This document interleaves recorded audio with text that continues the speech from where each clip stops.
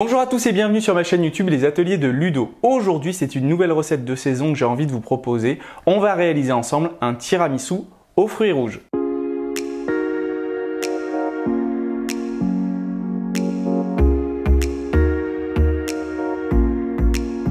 Il y a quelques temps sur ma chaîne YouTube, j'ai déjà proposé une recette d'un tiramisu classique, celui au café. Je vous mets le lien de ce tiramisu juste là, mais aujourd'hui c'est une variante que j'ai envie de vous proposer, bien plus fraîche et fruitée, puisqu'on va réaliser un tiramisu avec des fraises, des framboises, et pour apporter un peu de fraîcheur à tout ça, on va ajouter un peu de citron vert. Au cours de cette recette, je vais vous montrer comment réaliser des biscuits cuillères maison, mais on va également réaliser ensemble un sirop fraise, framboise et citron vert qui va être vraiment très frais et qui va apporter beaucoup de saveur à notre tiramisu. On va bien entendu recycler les fruits rouges de notre sirop pour en faire une compotée et apporter encore plus de fruits à ce dessert. Et surtout, restez bien jusqu'à la fin de cette vidéo parce que pour la déco, j'ai un petit secret, une petite astuce toute bête qui permet de donner à ce tiramisu un look hyper original. Et si vous êtes prêts à réaliser avec moi ce délicieux tiramisu aux fruits rouges, eh bien c'est parti pour la recette. On va commencer par réaliser notre sirop fruits rouges citron vert puisque celui-ci doit chauffer au bain-marie pendant 1h30. Pour le réaliser, nous aurons besoin de 350 g de fraises fraîches, 350 g de framboises surgelées, 35 g de sucre roux et un citron vert bio de préférence. Dans un cul de poule, je commence par verser mes fraises ainsi que mes framboises surgelées et je verse par-dessus le sucre roux.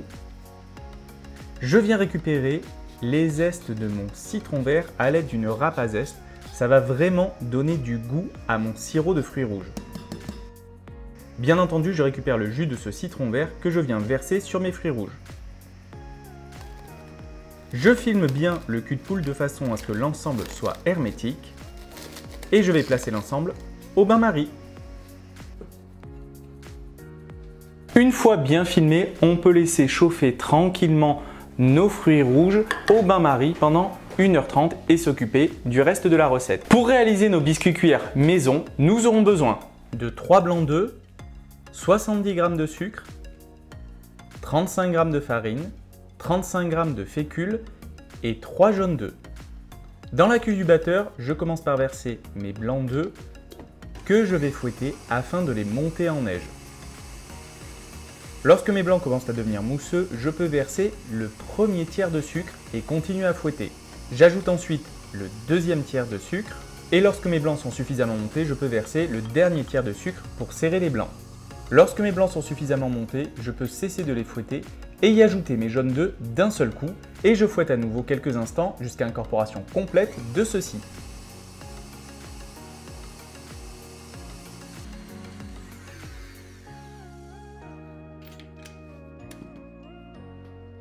J'ajoute ensuite ma farine et ma fécule tamisées ensemble pour éviter la formation de grumeaux.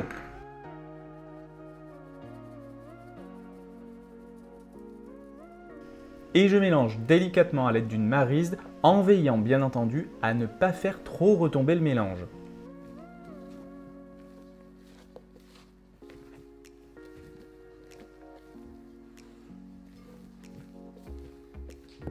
Ma pâte à biscuits cuillère est prête, je vais pouvoir passer au pochage. Sur une feuille de papier cuisson, je vais pocher des biscuits cuillères de 10 cm de longueur environ.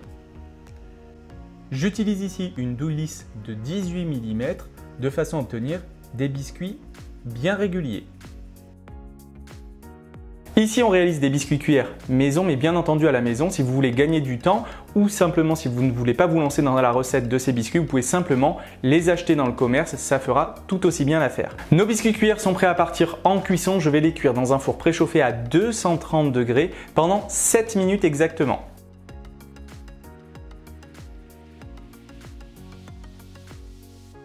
À la sortie du four, je les laisse refroidir à température ambiante.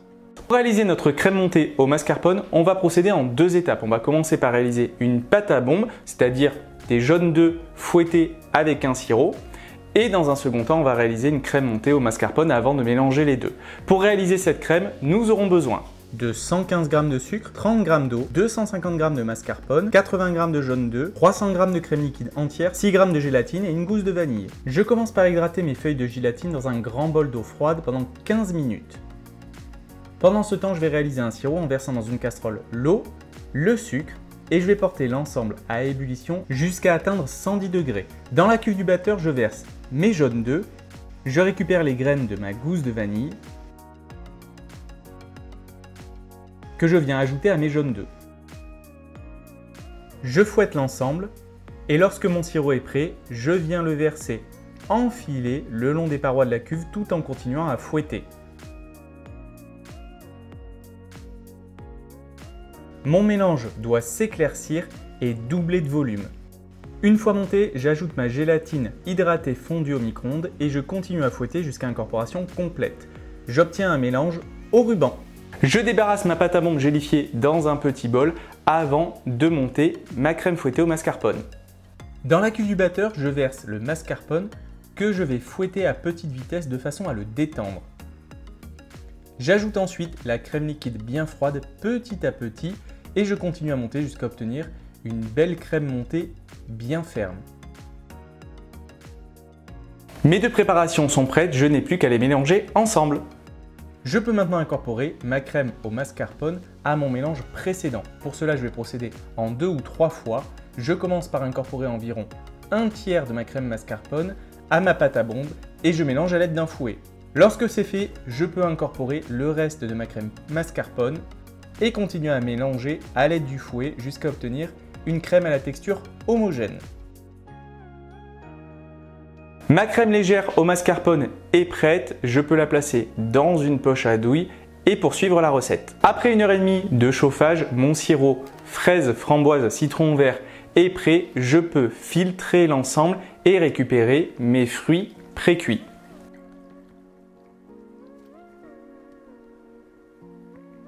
Pour réaliser ma compotée de fruits, c'est très simple, je n'ai plus qu'à les mixer.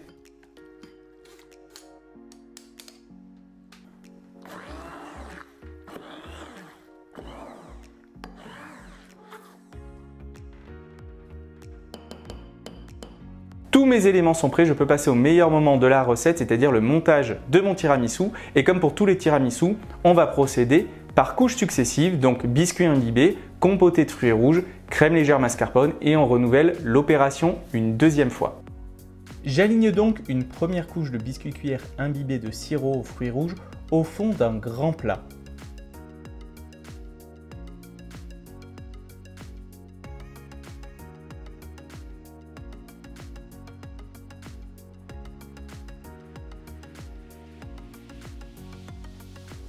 Lorsque c'est fait, je peux pocher environ la moitié de ma compotée de fruits rouges.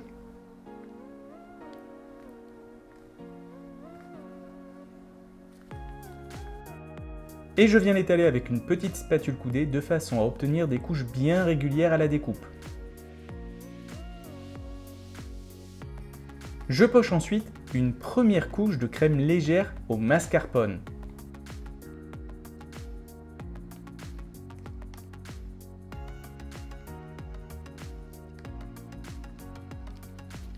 Et je renouvelle l'opération en disposant une seconde couche de biscuit cuillère imbibé de sirop aux fruits rouges.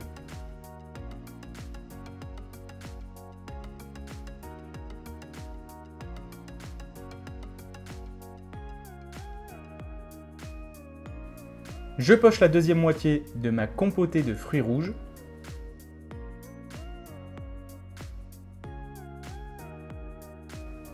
Je l'étale à l'aide d'une petite spatule coudée.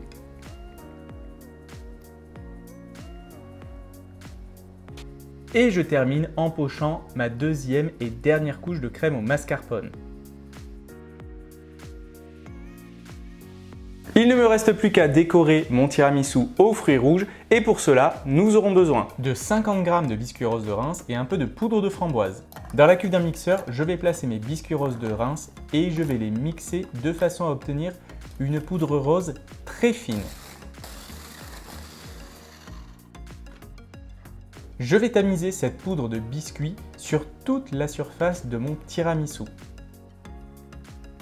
Pour ce tiramisu, j'avais envie de rester dans l'esprit du tiramisu classique en saupoudrant par-dessus une poudre qui rappelle la couleur des fruits rouges, c'est-à-dire du rose et du rouge. Et pour réaliser cette déco assez incroyable, en réalité, j'ai utilisé une astuce très simple. Je vais simplement venir disposer sur mon tiramisu une simple plaque de cuisson perforée.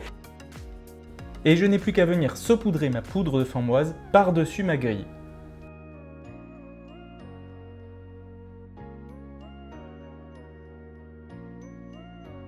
En retirant la grille, les pois rouges apparaissent comme par magie. Cette déco est vraiment super élégante et très facile à réaliser.